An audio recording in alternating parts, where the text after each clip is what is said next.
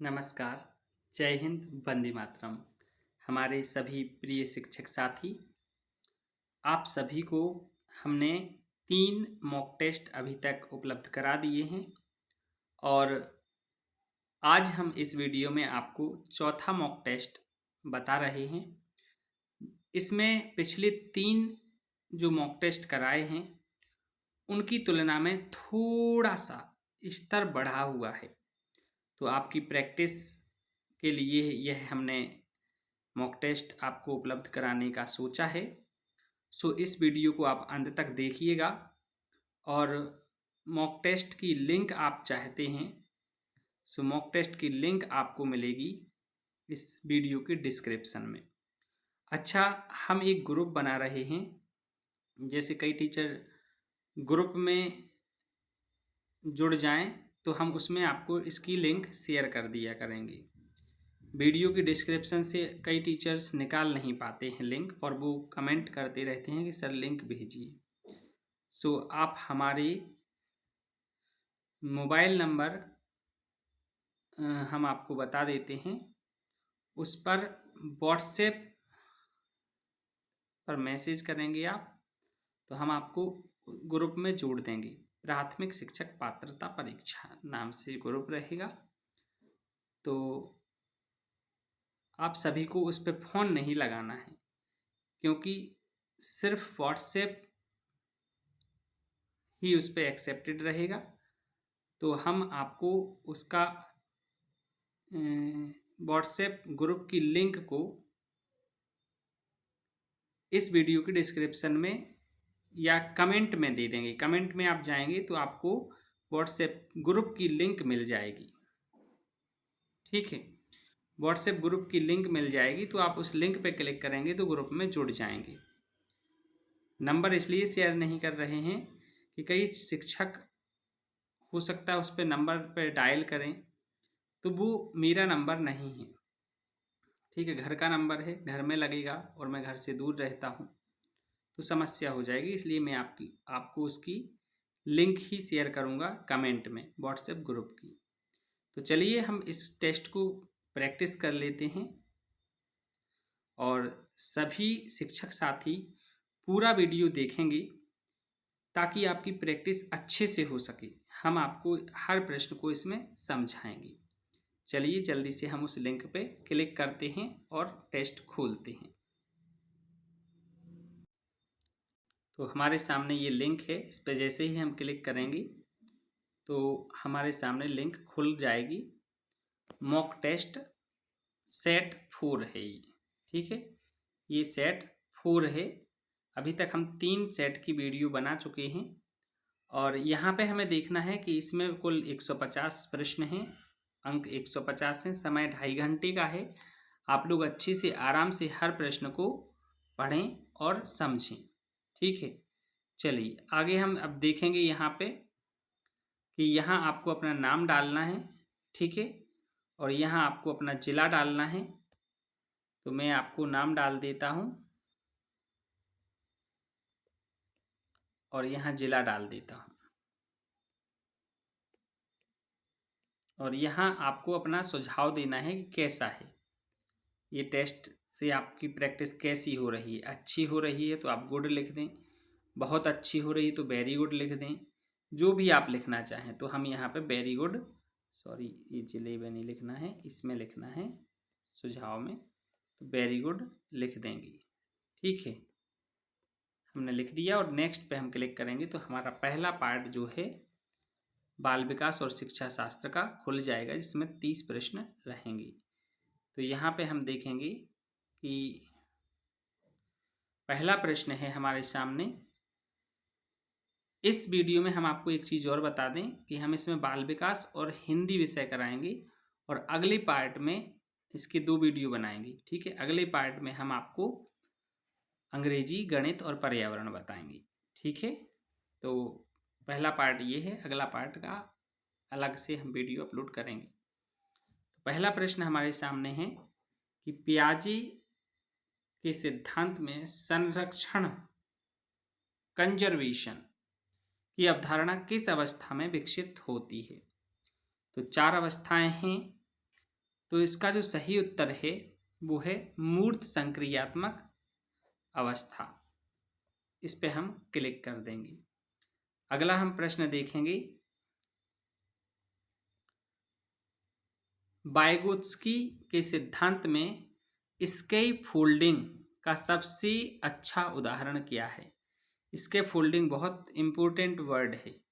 हमने Vygotsky, leave Vygotsky का जो सिद्धांत है उसकी एक वीडियो अलग से डाली है, चैनल पर डली है, लीव वाइगोत्स्की नाम से आपको मिल जाएगी। ठीक है, तो इसका जो सही उत्तर है, ऑप्शन हम देख लेते हैं। ऑप्शन है बच्चे को संकेत देकर मदद करना, बच्चे को अकेली समस्या हल करने देना। तो स्कैफोल्डिंग का मतलब होता है एक हेल्प देना अस्थायी रूप से, तो संकेत देकर मदद करना इसका उत्तर हो जाएगा। अगला प्रश्न है, बाल केंद्रित शिक्षा में प्रगतिशील शिक्षा पर किसका सबसे अधिक प्रभाव है ना? तो ऑप्शन है हमारे सामने जॉन डेवी, मारिया मोंटेसरी और जीन पियाजे, लेव वाइगोत्स्की। तो इसका जो सही उत्तर है वो जॉन डेवी। इन्होंने क्या कहा है? बाल केंद्रित शिक्षा में प्रगतिशील शिक्षा पर सबसे अधिक प्रभाव है, ऐसा इन्होंने कहा है। आगे हम देखेंगे, हमारा प्रश्न है, बहुआयामी बुद्धि सिद्धांत में अस्तित्ववादी बुद्धि किससे संबंधित है?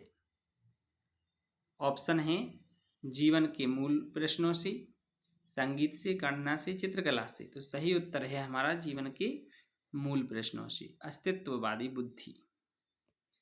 अगला प्रश्न है, कोहलबर्ग की नैतिक विकास सिद्धांत में सामाजिक अभिविन्यास किस स्तर पर आता है? तो जो कोहलबर्ग ने नैतिक विकास का सिद्धांत दिया है उसमें ये उसके विकास के स्तर हैं। ठीक है, तो ये जो सामाजिक व्यवस्था अभिविन्यास है वो किस स्तर में आता है? पारंपरिक स्तर में आता है। आप सभी टीचर्स जो तैयारी कर रहे हैं शिक्षक बनने की, अथवा जो पहले से ही बने बनाए शिक्षक हैं और उनको पात्रता परीक्षा के लिए पढ़ना है और पढ़ रहे हैं, तो सिद्धांत जरूर पढ़ लें। ये कोहलबर्ग का है सिद्धांत, जरूर पढ़ें, एक दो प्रश्न इससे आते ही हैं। ठीक है, थॉर्नडाइक का भी जैसे ये प्रश्न आ गया है थॉर्नडाइक का, है ना? तो थॉर्नडाइक के प्रभाव के नियम का क्या अर्थ है? तो इसका जो सही उत्तर है, सुखद अनुभव वाले व्यवहार के दोहराने की संभावना बढ़ जाती है। अगला प्रश्न देखेंगे, बुद्धि के द्रव और क्रिस्टलीय बुद्धि सिद्धांत के प्रतिपादक कौन हैं? बुद्धि के द्रव और क्रिस्टलीय बुद्धि सिद्धांत के प्रतिपादक कौन हैं? तो इसका सही उत्तर है कैटल, रेमंड कैटल। ठीक है, तो यहाँ कैटल ऑप्शन है तो हम सिर्फ कैटल पे लगाएंगे, क्योंकि बुद्धि के द्रव और क्रिस्टलीय बुद्धि सिद्धांत के प्रतिपादक रेमंड कैटल हैं। ठीक है, द्रव बुद्धि मतलब यह नई समस्याओं को हल करने, तार्किक सोचने और नए पैटर्न को पहचानने की जन्मजात क्षमता होती है। इस पर शिक्षा या संस्कृति का प्रभाव नहीं पड़ता, द्रव बुद्धि। और क्रिस्टलीय बुद्धि क्या होती है? यह शिक्षा, अनुभव और ज्ञान के माध्यम से सीखी गई क्षमता होती है, क्रिस्टलीय बुद्धि, जो उम्र के साथ बढ़ती रहती है। तो रेमंड कैटल ने ये सिद्धांत प्रतिपादित किया था। अगला हम देखेंगे, व्यक्तित्व के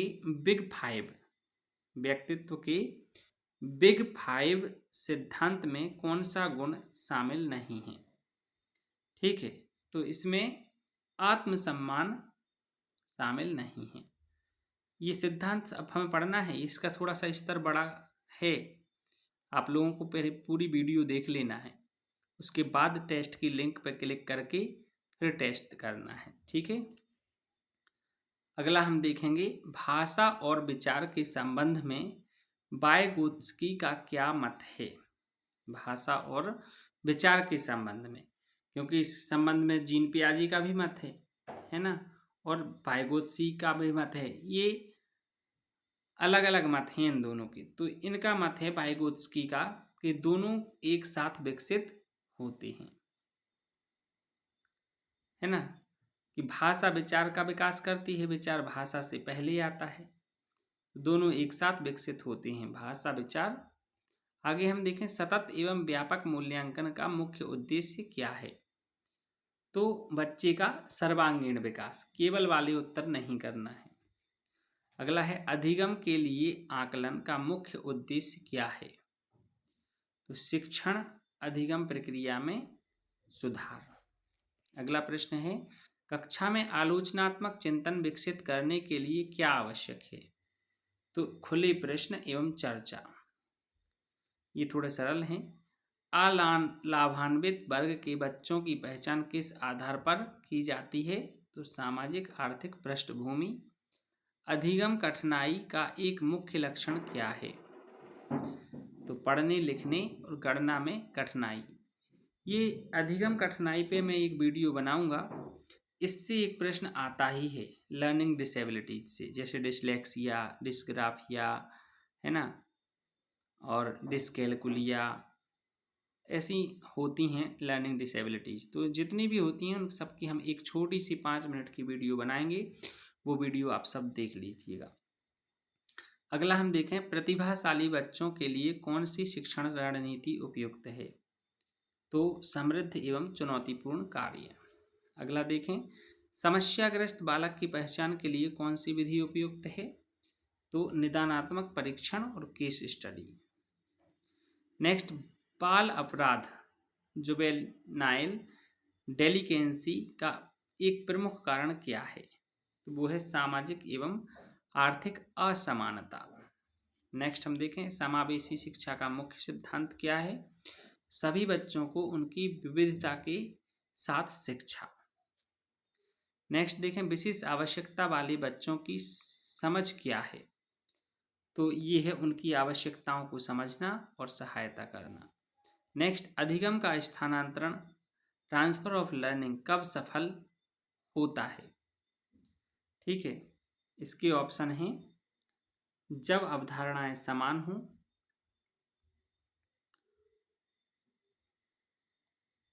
और जब अवधारणाएं भिन्न हो। तो भिन्न ये केवल वाले होंगे नहीं, तो हमारा सही उत्तर होगा जब अवधारणाएं समान हो। ठीक है, नेक्स्ट हम देखेंगे सृजनात्मकता का विकास किस वातावरण में होता है। सृजनात्मकता बच्चों में क्रिएटिविटी तब आती है जब खुले और लचीला वातावरण उसको मिल जाए। नेक्स्ट हम देखेंगे मानसिक स्वास्थ्य के लिए सबसे आवश्यक क्या है। तो मानसिक स्वास्थ्य के लिए है सकारात्मक आत्म अवधारणा। नेक्स्ट हम देखेंगे व्यवहार संबंधी समस्याओं के निवारण के लिए शिक्षक को क्या करना चाहिए। व्यवहार संबंधी समस्याएं हैं तो कारणों को समझना और सहायता करना चाहिए। अगला प्रश्न देखेंगे शाला आधारित मूल्यांकन का सबसे बड़ा लाभ क्या है। तो बच्चे की निरंतर प्रगति का आकलन। नेक्स्ट हम देखेंगे लैंगिक भूमिकाओं का निर्माण किस प्रक्रिया से होता है। तो इसका उत्तर है सामाजिकीकरण एवं सांस्कृतिक प्रभाव से। नेक्स्ट देखें पावलोव के सिद्धांत में अनुकूलित अनुक्रिया कैसे बनती है। तो इसका भी उत्तर हमारा हो जाएगा उद्दीपक और अनुक्रिया के बीच संबंध से। ठीक है, अगला हम देखेंगे कोहलर के अनुसार अंतर्दृष्टि क्या है, इनसाइट। तो इसका जो सही उत्तर है वो है अचानक समस्या का समाधान। ठीक है, समस्या का अचानक समाधान ही अंतर्दृष्टि है। अगला प्रश्न है बाल केंद्रित शिक्षा में शिक्षक की क्या भूमिका है। तो मार्गदर्शक एवं सुविधादाता। ये कुछ प्रश्न सरल हैं, ये याद रखना है आपको। प्रगतिशील शिक्षा का मूल आधार क्या है। प्रगतिशील शिक्षा वो होती है जो अनुभव आधारित शिक्षा होती है। अगला हम देखेंगे बुद्धि की रचना के आलोचनात्मक स्वरूप के अनुसार बुद्धि कैसी है। तो इसका जो सही उत्तर है वो ऑप्शन में है बहुआयामी। ठीक है, बुद्धि जो है वो बहुआयामी है। अब हम नेक्स्ट पे क्लिक करेंगे तो हमारा नेक्स्ट सब्जेक्ट हिंदी निकल आएगा। देखो यहाँ आ गया है। अब हम यहाँ देखेंगे प्रश्न हमारा एक है कि अपठित गद्यांश का सारांश लिखते समय किसका ध्यान रखना चाहिए। तो इसका ऑप्शन है मुख्य विचार और संक्षिप्तता का, यही सही हो जाएगा। जब भी हम सारांश लिखते हैं तो हमें मुख्य मुख्य विचार और संक्षिप्त लिखना होते हैं। ठीक है, अगला हम देखें शब्द शक्ति के अंतर्गत व्यंजना का क्या अर्थ है। जो शब्द शक्ति होती हैं 3 होती हैं, ठीक है, तो उसमें जो व्यंजना नाम की शब्द शक्ति है उसका क्या अर्थ होता है। तो उसका होता है व्यंग्यात्मक अर्थ। ठीक है, बाकी की 2 ये व्यंजना शब्द शक्ति होती है और 2 हैं जो अभिधा और लक्षणा होती हैं। ठीक है, तो आगे हम देखेंगे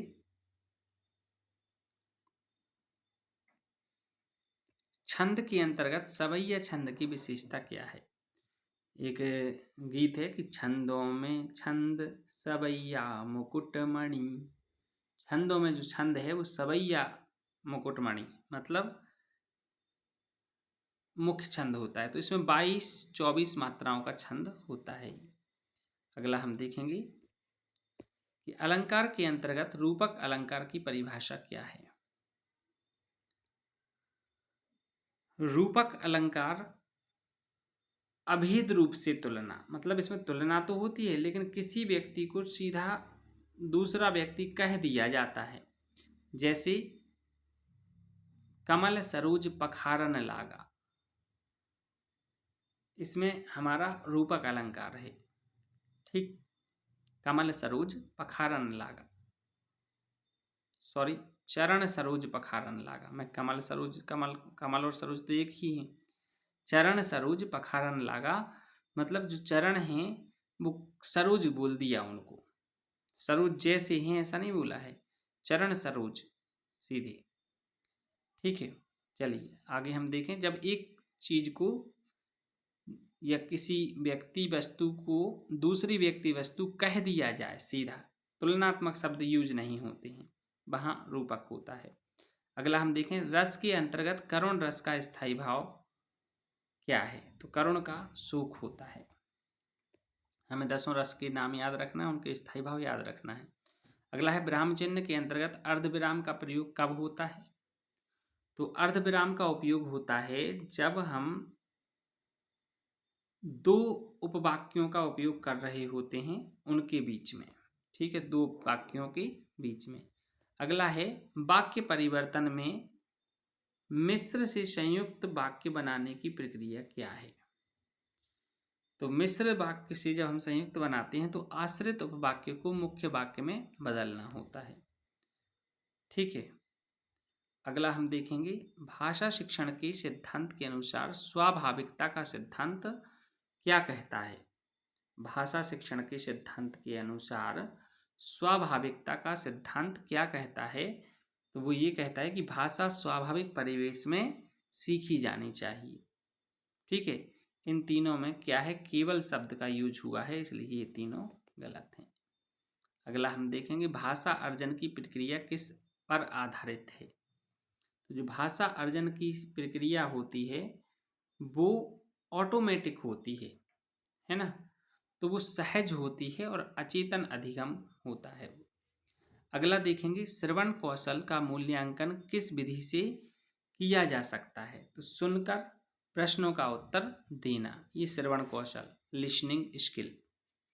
नेक्स्ट देखें वाचन कौशल का मूल्यांकन किस विधि से किया जाता है। तो मौखिक पठन एवं प्रश्नोत्तर से। अगला हम देखें लेखन कौशल। तो लेखन कौशल का हम करेंगे अनुच्छेद लेखन से। अगला है भाषा शिक्षण में त्रुटियों को किस रूप में देखा जाना चाहिए। बच्चे जब भाषा शिक्षण हम करेंगे तो बच्चे त्रुटियां करेंगे, तो उसको सीखने की प्रक्रिया का हिस्सा। अगला भाषा शिक्षण में पाठ्य पुस्तक के साथ क्या आवश्यक है। तो वो सहायक सामग्री भी आवश्यक होती है। अगला है भाषा शिक्षण में मूल्यांकन का उद्देश्य क्या है। भाषा प्रवीणता का आकलन, बच्चे कितने प्रवीण हुए हैं भाषा में। उपचारात्मक शिक्षण का उद्देश्य क्या है भाषा शिक्षण में। तो भाषा से संबंधित कठिनाइयों को दूर करना। मुहावरा किसे कहते हैं? वाक्यांश जिसका अर्थ शाब्दिक ना हो, ठीक है, वो मुहावरा कहलाता है।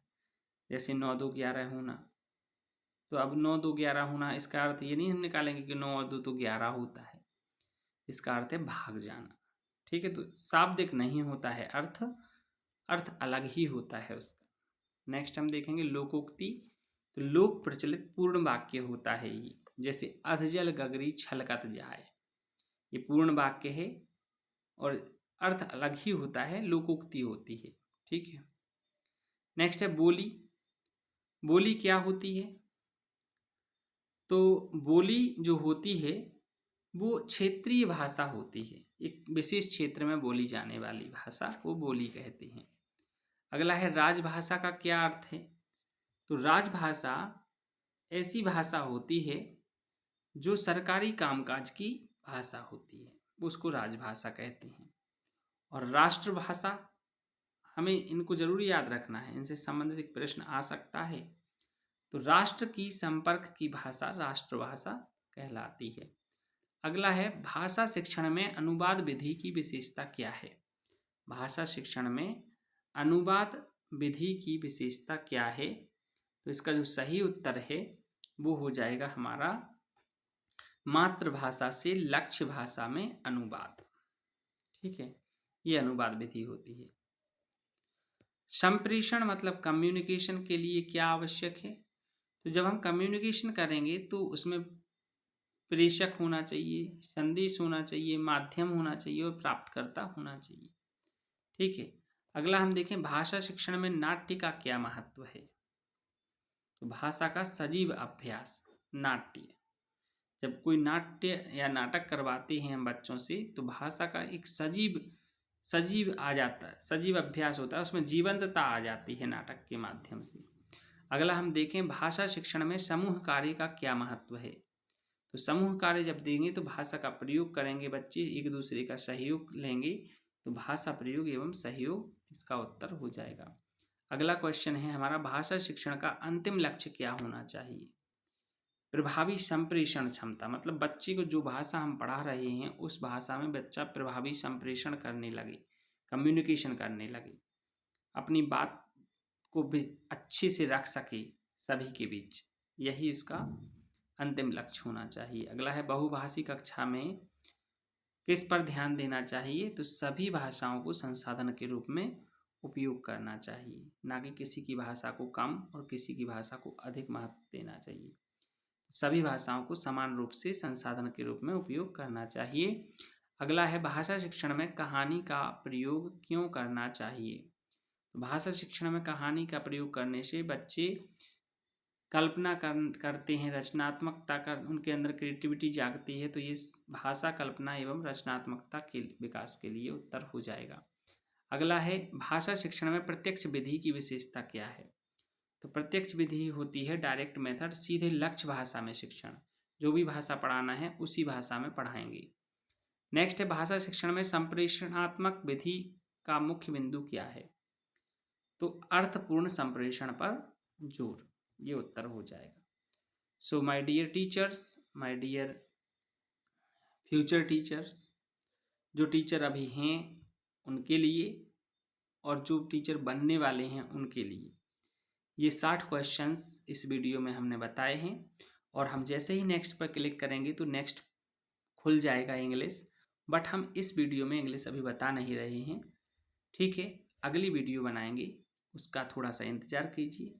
और ग्रुप में जुड़ने के लिए मैं लिंक की बात कर रहा हूँ, तो कमेंट में हम लिंक दे देंगे, तो ग्रुप में जुड़ जाइएगा और उसी में हम वीडियो शेयर करते रहेंगे और आपके कुछ नोट्स PDF जो भी हमारे पास होंगे हम डालते रहेंगे। पढ़ते रहिए, मस्त रहिए, अपनी पढ़ाई में व्यस्त रहिए, बच्चों को पढ़ाते रहिए, जो भी टीचर हैं सेवारत। और हमें इजाज़त दीजिए फ़िलहाल। जय हिंद, वंदे मातरम।